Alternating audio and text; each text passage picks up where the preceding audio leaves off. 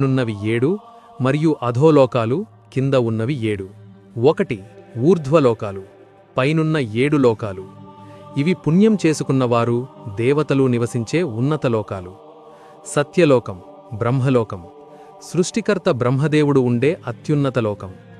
తపోలోకం గొప్ప తపస్సంపన్నులు ఉండే లోకం. జనలోకం బ్రహ్మదేవుని కుమారులు సనక సనందనాదులు ఉండే లోకం. మహర్లోకం గొప్ప మునులు ఋషులు ఉండే చోటు. సువర్లోకం స్వర్గలోకం ఇంద్రుడు మరియు దేవతలు నివసించే లోకం. భువర్లోకం సూర్యుడు గ్రహాలు మరియు సిద్ధులు ఉండే అంతరిక్ష ప్రాంతం. భూలోకం మనం నివసిస్తున్న ఈ భూమి. 2 అధోలోకాలు కిందున్న 7 లోకాలు. వీటిని పాతాళ లోకాలు అని కూడా అంటారు. అతలలోకం బలిచక్రవర్తి కుమారుడైన నముచి పాలించే ప్రాంతం. వితలలోకం హటకేశ్వరుడు అంటే శివుని రూపం ఉండే చోటు.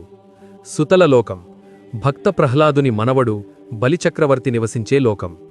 తలాతలలోకం మయసభను నిర్మించిన మయుడు పాలించే లోకం. మహాతలలోకం అనేక తలల సర్పాలు ఉండే చోటు. రసాతలలోకం దైత్యులు మరియు దానవులు నివసించే లోకం. పాతాళలోకం ఇది అత్యంత దిగువన ఉండే లోకం.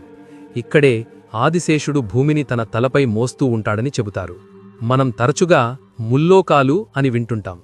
అవి ఆకాశం స్వర్గం భూమి పాతాళం.